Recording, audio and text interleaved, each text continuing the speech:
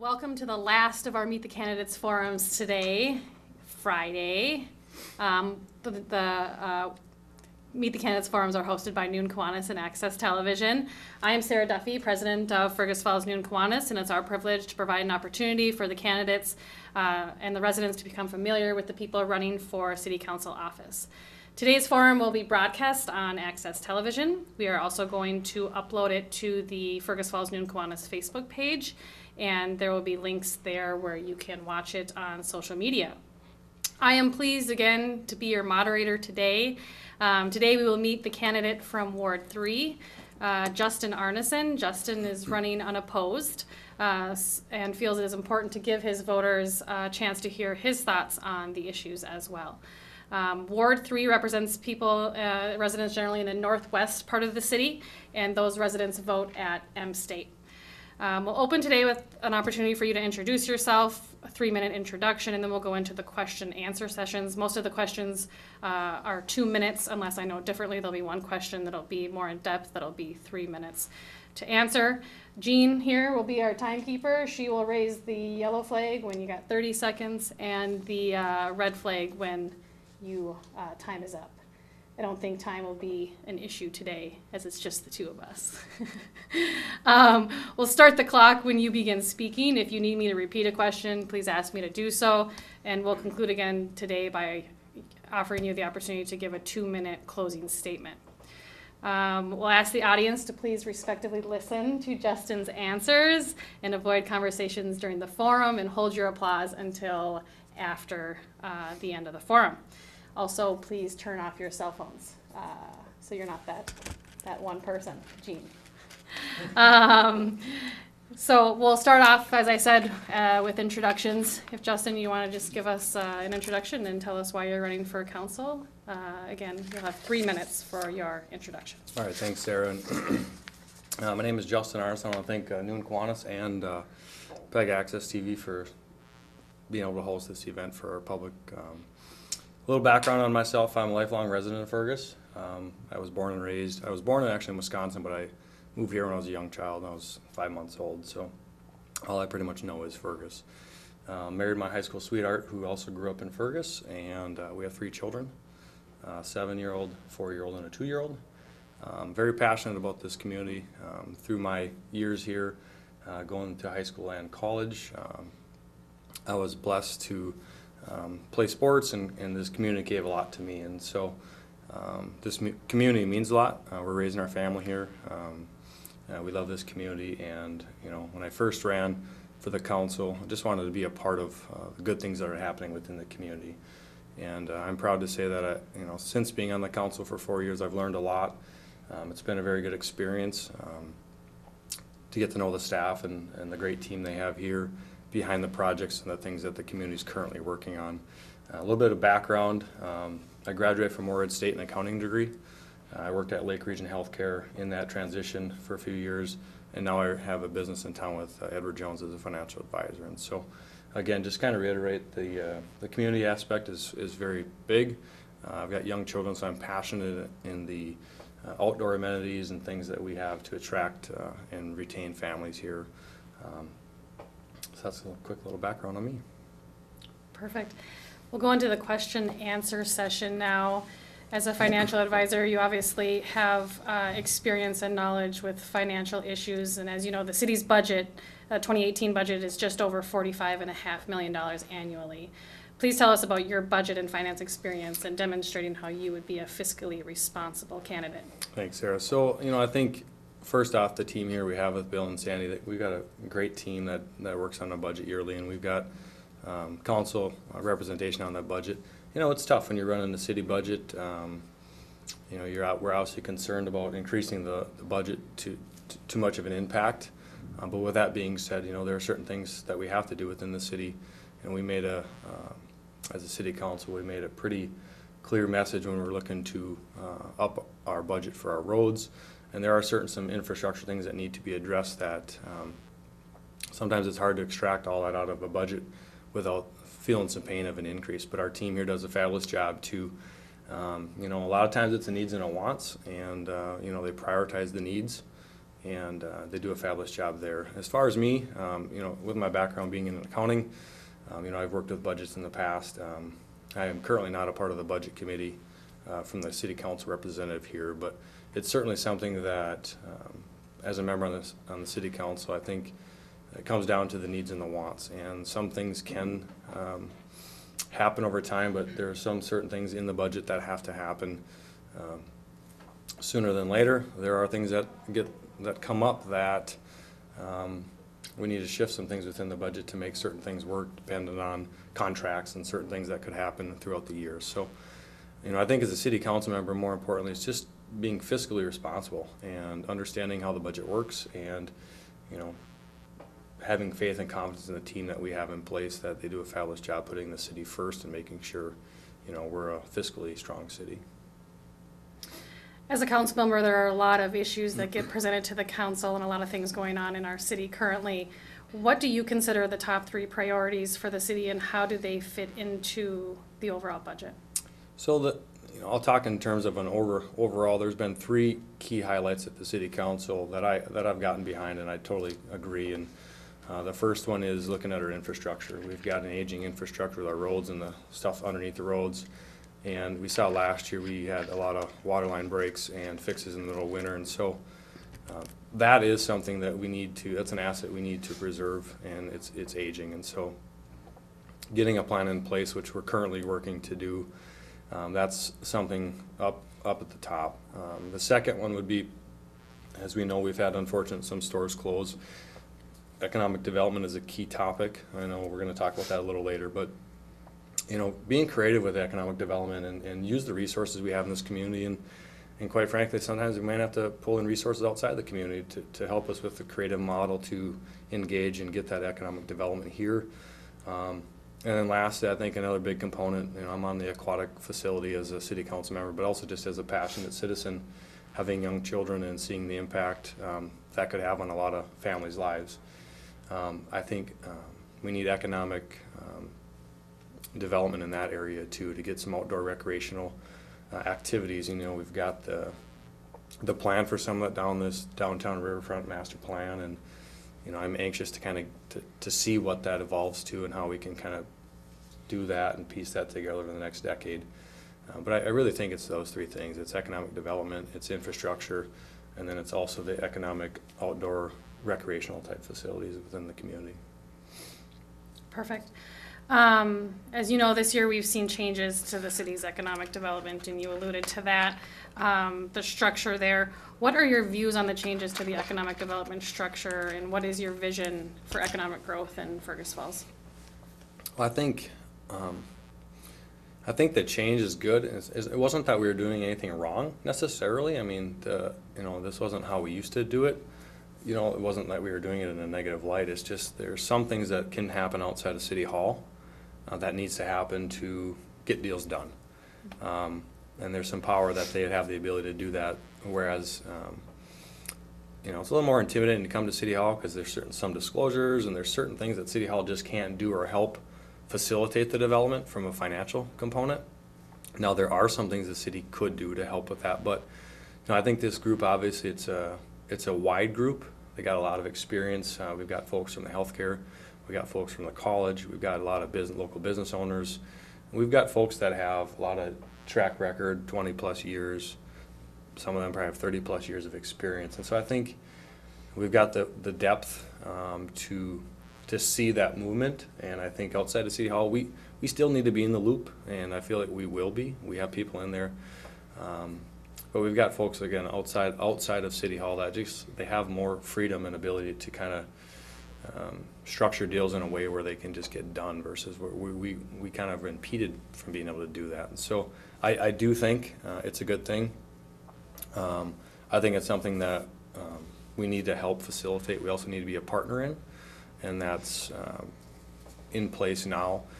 I will also say I think there are some things that we will learn. I mean, this kind of was real quick. We put them together with the mayor and his recommendations, and we might learn that we need to tweak some things. It might not be perfect, and he's been publicly saying that. But so far, I think everything's been working very well, and look forward to that continued growth. We've had candidates talk about this week about a multifaceted approach to economic development, and some of the challenges to economic development are affordable housing, childcare availability, and workforce shortages. Do you have any creative solutions for these issues? Well, I don't know that I have any creative solutions. You know, I know there is a lot of work being done with the city and the government or the county with the childcare issue. You know, we do have some major employers in town that I think if you would interview them, they have a shortage of being able to get workers there, and so it might be a collaborative effort, not just one entity, but multiple entities to come up with a solution to facilitate that. You know, the Lake Region Otter Tail Power. You know, I used to work at Lake Region, and I thought when they built the clinic, they should have built in a child care facility within there for the employees, you know, because there's a lot of employees when I worked there that had a tough time because they got children at home. And in today's age, a lot of folks in dual household, both of them work. And so we definitely have a shortage of it. I believe from the discussions I've heard that the county's been having, I mean, they've got some ideas. It's just a matter of putting some of the solutions to reality. But I do think it's more than just the city or the county. I think organizations have to partner with this too in town to get it to work. You know, and it's not something that's unique just to Fergus. I mean, this is a statewide problem. It's a national problem. But I do think, you know, what happens in another community isn't necessarily what needs to happen here. So we need to be creative within the partners we have in this community to get it done. And last thing I'd say on that is, you know, Fergus Falls can do a lot when they put their, you know, all the resources together, and I think we will come up with a solution. But I think it's one of the solutions that it takes time to make sure we get it right, and I think that's kind of the process they're in. They've been in this process for over a year, and I think you know, childcare specifically is something that I think we'll see something come forward here in the next year, 2019, 2020. Yeah, I think that when I was pregnant with my second child, my daycare provider was the first person I told, even before I told my husband, because it's such an issue. Another big issue that the council's been facing and the city will continue to face is the Kirkbride. And the city council has made progress, as you know, on reducing the footprint of the RTC and making those difficult decisions. How would you continue to work with the council and the citizens on the next step? And if there's anything in the past that you would have done differently, what would you have done differently and why? It's a really good question.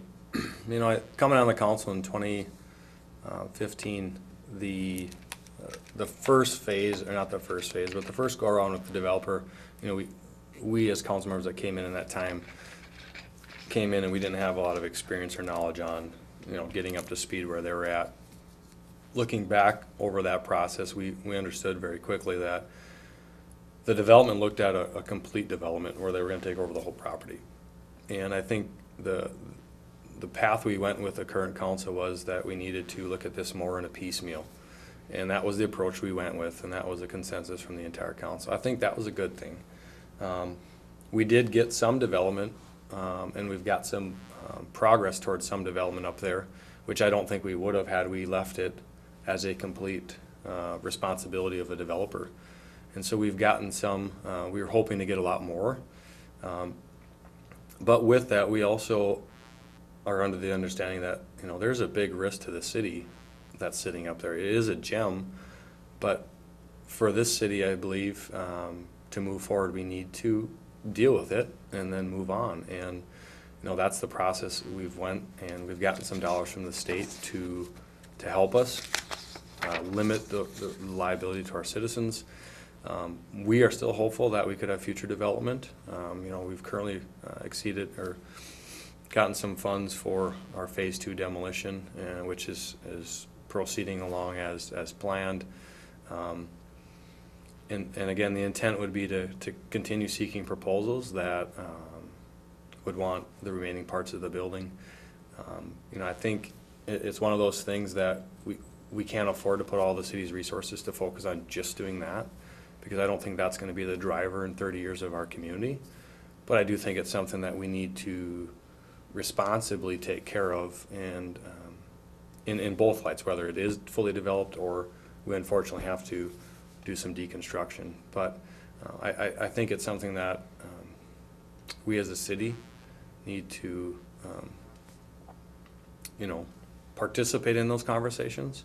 Let your council members know what your opinions are, because at the end of the day, it's the citizens' responsibility with that building, because we own it as a city. And so, the path we're taking, I believe, is the right one, and I am behind it, and I look forward to potentially, future development on the remaining portion after if phase 2, is completed in some point in 2019. Did I answer all that right? You did. Okay. You did. As you know, serving on the city council is a big time commitment and can be unpredictable. You're putting hours in outside of what people see.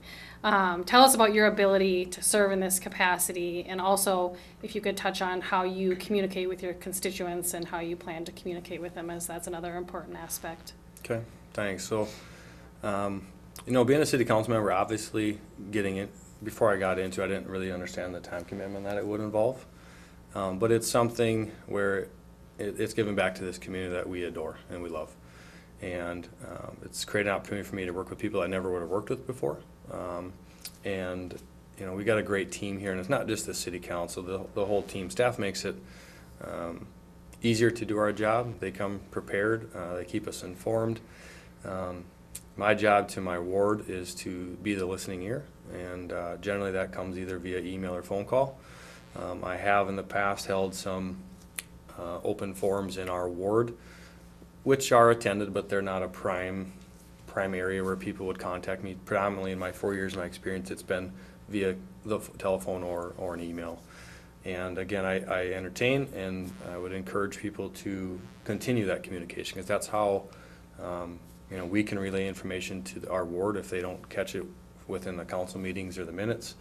But it is a time commitment. I understand that. I'm obviously busy with work and life and faith and family and all the above.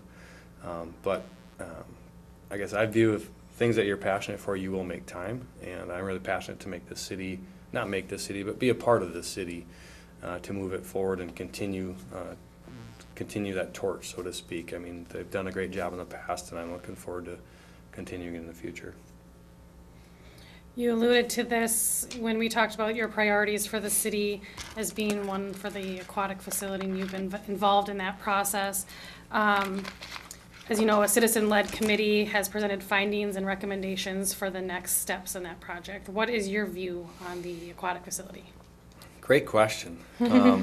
My view is, I got intrigued, obviously, with the young children back in 2006. The discussion kind of fizzled out back then, and a group of us got together a little over 2 years ago to kind of re-engage and reinvigorate that and see if there was an appetite to get behind a project like that. And my view is, I think it's something from respondents that responded, of our citizens, it's something that is a need, and they will support it. The idea of an outdoor recreational facility is nice, because it allows and gives families an opportunity to get outside in the summer. We went back and forth as a committee on indoor versus outdoor. I will say, honestly, everybody on the committee, the very first meeting, came in with different ideas. And we really talked about, let's park our ideas aside. Let's kind of find out what the citizens want, and what does the research and the data tell us. And so, through all of that, and learning and being privy to all the information, from the respondents, an indoor facility would be ideal. A year-round facility would be ideal, but from a cost management structure, from what our respondents told us to be willing to pay, it just didn't seem like a reasonable solution.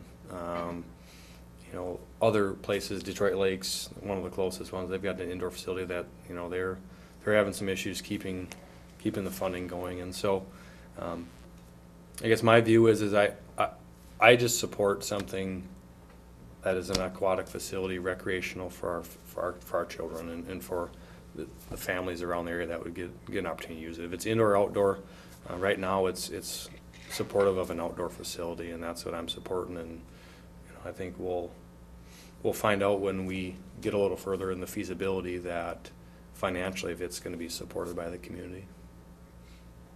A lot of young families traveling to surrounding communities to use splash pads and aquatic facilities, and it would be a great thing to have in Fergus Falls. Our last question. The city council is, as you know, a nonpartisan body of government. But right now, as we all know, our country is more polarized than ever. You will be working, as you know, with aldermen, staff, and constituents who may think differently than you do. Tell us how you sufficiently work as part of a team for the benefit of Fergus Falls as a whole. Good question. And I guess I was raised in a household where you need to listen, because you can learn a lot from somebody that you maybe don't share the same viewpoint, and that's okay. And embrace that and understand how you can work through that. I think as a city council member, my job isn't to pick one side or the other. It's to hear both sides, and based on a decision, that needs to be not based on what I think, but how I feel my ward would want me to represent them. And so there have been some decisions that I voted on that I didn't necessarily agree with personally, but I felt like that was what my ward, or from the constituents that I heard from, was what the direction they would want. And so I think it's important to obviously respect people, how you'd want to be treated, and be open. And I would say in this role you learn a lot, and you can get educated.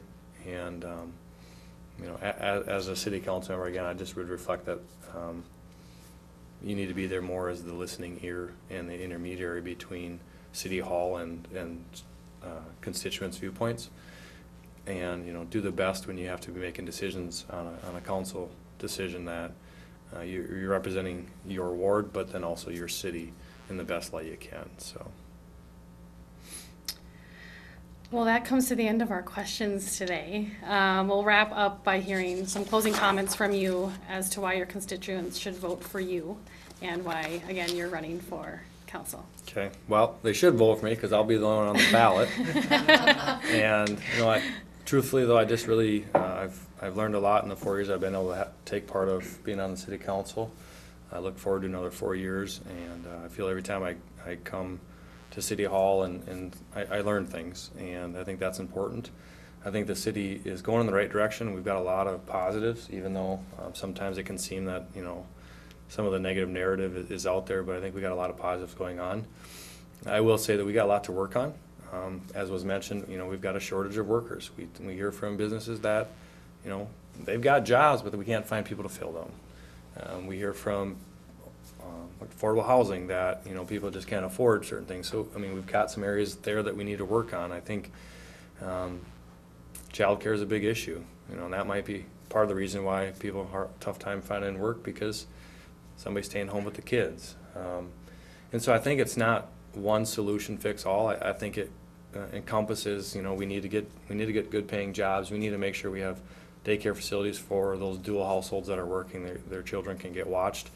We need to make sure that we have outdoor facilities, recreational facilities, whether that be an aquatic center, whether that be bikes and trails, a skate park. We have one of those. Certain things that are family oriented, where that also brings people to town. We've got a wonderful library that's going up. We got a brand new school that's not too old, and so there's a lot of amenities that are attractive, but we obviously need to get a few other ones. And I think we'll start to see the job growth happen if we can take care of some of the other amenities and the child care facilities and housing. And so I don't think any of that's uncommon to Fergus, but we need to, like I said, come up with some creative solutions where we can start filling some of those gaps.